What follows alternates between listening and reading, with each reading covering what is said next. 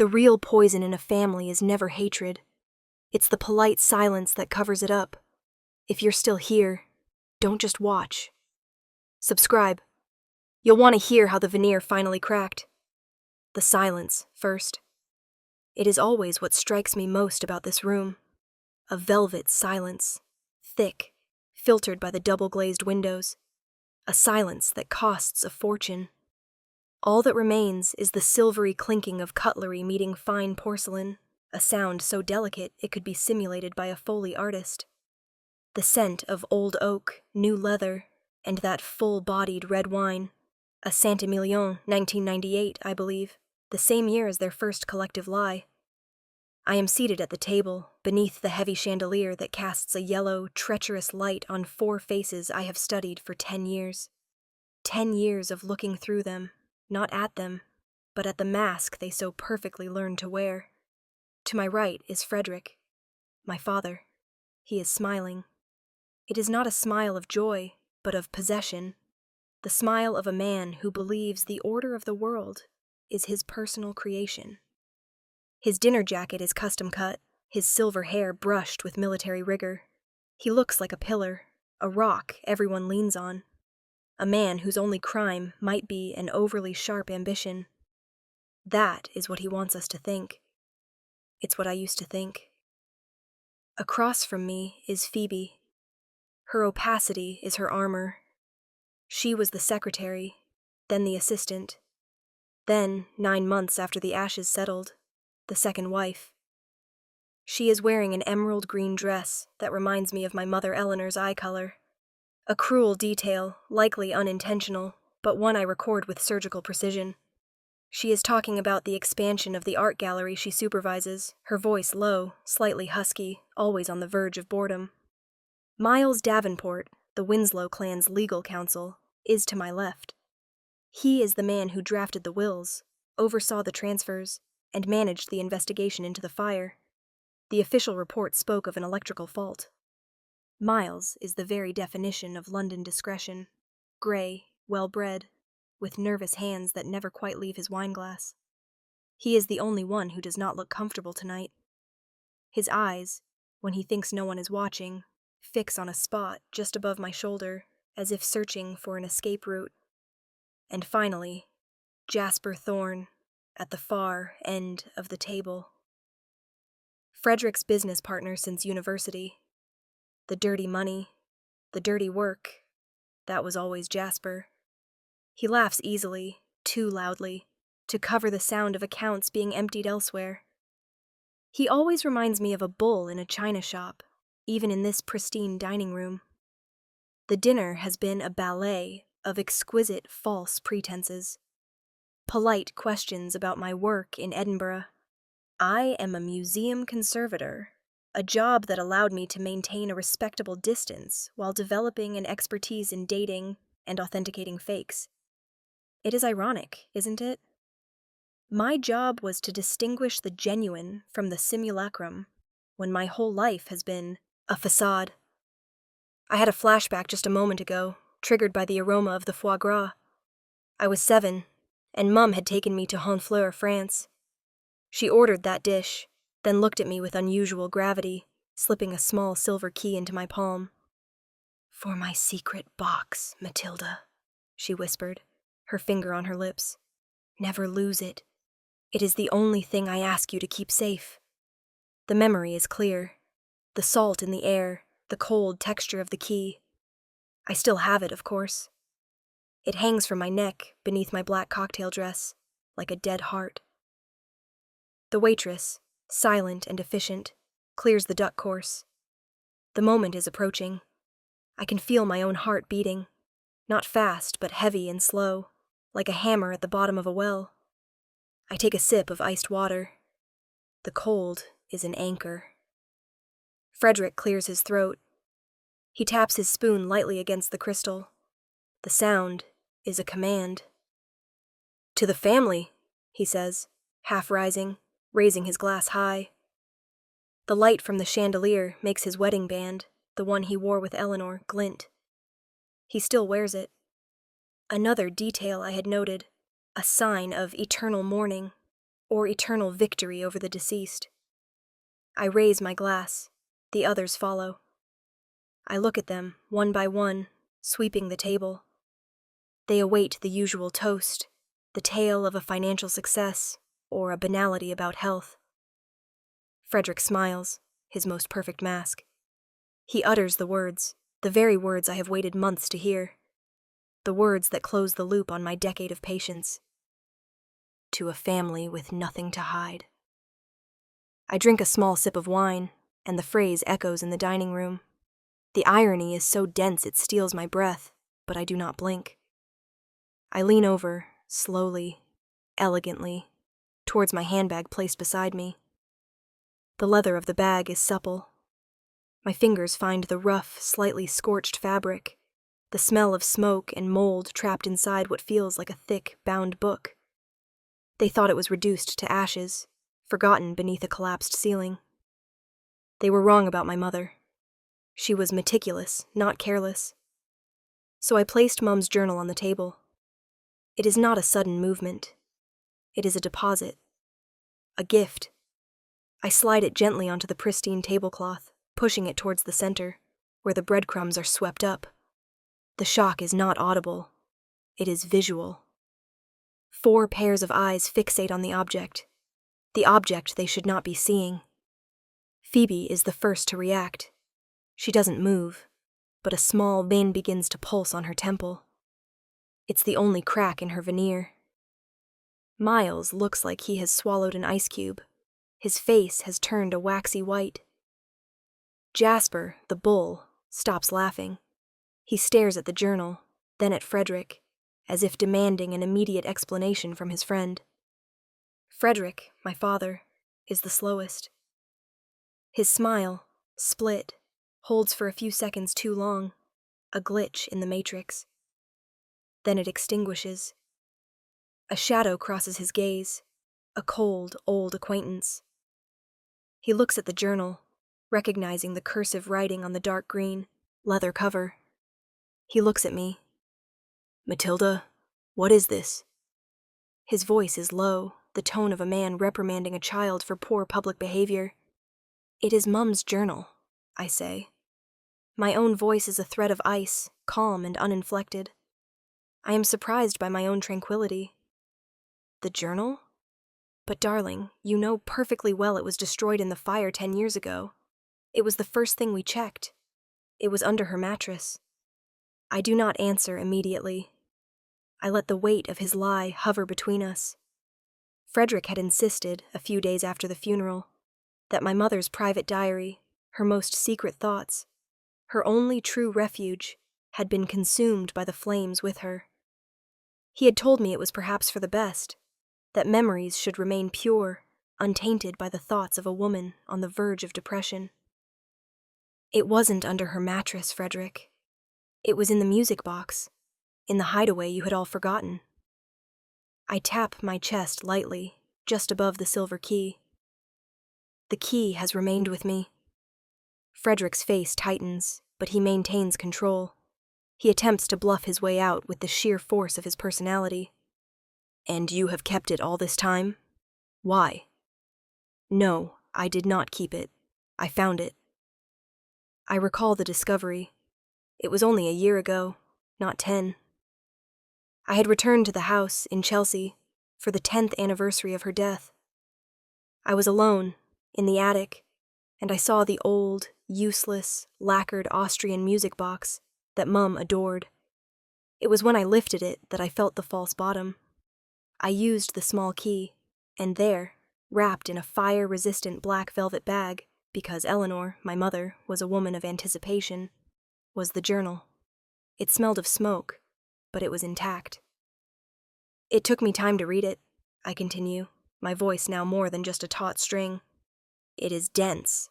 There are love notes, yes, thoughts on art. But there are also a lot of figures, and dates, and very precise descriptions of 4 people. Miles, the discreet one, finally finds his voice, a dry whisper. "Matilda, what are you insinuating? Eleanor she was fragile at the end. She sometimes wrote irrational things." I laugh. A small, cold sound that is not a laugh. Fragile. Eleanor, my dearest friend, was never fragile, Miles. She was lucid. But she saw through the plan. Yours. The tax evasion. The breach of trust. The misappropriation of company funds. The journal contains a vast plan. Your plan. I point to the journal. The third section, after the curry recipe, and the note about the roses she wanted to plant. The one titled, The End Game. Frederick needs to regain authority. He is ready to shout, I can see it. That is enough, Matilda. You have gotten hold of a private object. You are twisting its meaning. You need rest. It's grief speaking. We should burn it tonight and put an end to this story. He rises, his hand reaching for the journal, but I am faster. I place my own hand on the cover, my thin, cold fingers half covering the object. There is a smudge of soot on my fingernail. No, we should not burn it. I think we should read the last page. The air in the room has become electrified. The Saint Emilion has ceased to breathe in our glasses. The silence has returned, that heavy, meaningful silence where you can hear your own blood circulating.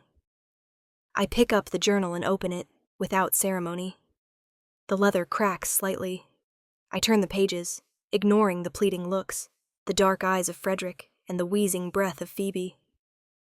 I reach the end. It is the final page that is important. It is what makes the whole thing not only credible, but deadly.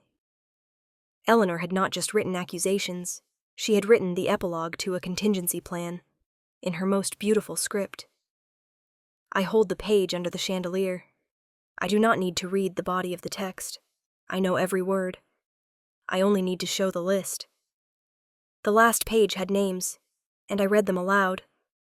Not like a judge, but like an archivist recording a truth. Frederick Arthur Winslow. Phoebe Sterling, now Winslow. Miles Alistair Davenport. Jasper Julian Thorne. They were all sitting at this table. Phoebe snatched her hand away from her napkin. A sudden, betrayed movement. Miles knocked over his water glass. It broke with a soft, muffled sound, and the water spread in a dark pool across the white tablecloth. Frederick says nothing. He has sat down slowly, his back suddenly old. He is no longer trying to lie. The fight is over, not because he has lost, but because he understands that I have won, and that my victory is meticulous, like everything I do. I didn't call the police, I say. The sentence is an unexpected bomb. They look at me, their eyes filled with a mixture of horror and faint hope. You haven't? Asks Jasper, his voice thick. No, it's not my style, Jasper. Prison is quick. It's public. It's a one-week story in the financial press, and life moves on. I wanted a more elegant revenge, an emotional confession, without witnesses, a slow suffocation in opulence. I recount the details to them, calmly, unhurriedly, the sound of the wine draining from Miles's broken glass as the only accompaniment. I tell them about the smell of kerosene on Frederick's clothes. Flashback. It was 2 days after the fire. I was in Frederick's study, the only place he would let me enter. I had taken one of his shirts from the wardrobe to give to the dry cleaner, and a sharp note of gasoline had hit my nose, even beneath the expensive scent of the detergent. I had thought it was a remnant of a journey. Today, I know it was the signature. It wasn't an electrical fault that killed Mum, I say. It was a cocktail of calculated negligence. The endgame section in this journal talks about your plan to divert the Arcadia investment fund to offshore accounts. Mum had noted everything, Frederick. She was going to report you all. She was your conscience, and she had become your weakness. Phoebe cries, not tears of sadness, but tears of helpless rage. She looks like a woman whose most precious jewel has just been shattered. And the fire, Matilda, Frederick interjects. He no longer denies the fraud. He tries to save his soul. The fire. It was an accident. We wanted to neutralize her for the night, not kill her. A sedative, nothing more. We just needed to copy her evidence and doctor the accounts. Something went wrong. The space heater, I say, recalling a passage from the police report. There was no electrical fault, Frederick. There was a short circuit manufactured by a voluntary overload. You left the space heater plugged in next to the old cotton curtains. You left her asleep, convinced she wouldn't wake up for hours. You gambled. Miles lets out a low groan. It was Jasper's fault. He was supposed to check the alarm clock time. Jasper turns on Miles, his eyes wild. I told you the alarm hadn't worked. You were supposed to stay until morning. I let them tear at each other for a moment. Their voices rise, betraying years of hidden tension. The polite silence has turned into a chaos of bitter reproach. This is more satisfying than an accusation in a courtroom. It is the collapse of their decade of criminal solidarity. I heard her scream, I say, my voice bringing the silence down again, colder than ever. Flashback. It was 3 a.m. I was 15. I wasn't home. I was at a friend's house, a few blocks away. I received a call, an unknown number. It was Mum's voice, short, gasping, filled with smoke. Matilda, the box. Do it. It was the last thing I heard before the line cut off. I had run, seen the flames, seen the men in black. Frederick, Jasper, Miles. They were already there, in the confusion, playing the role of devastated husband and friends. I didn't act immediately. I read, and I waited, I continue. I watched the money flow in, the money soil. I watched your lives become richer, more polished. I watched Phoebe take Mum's place. I watched the comfort. And I knew it wasn't prison I wanted. It was ruin. I glide into the heart of my confession, my revenge. For the last 3 years, I wasn't really working at that museum. I was working for them, for a price. I created art, fakes. Frederick stares at me, perplexed. What are you talking about? Mum's portrait that you commissioned from that gallery, the Matisse, the Ming vase, all those objects you bought for your personal collection, Frederick. I put my own expertise to work in your downfall. The Ming vase you bought from Jasper last year, fake.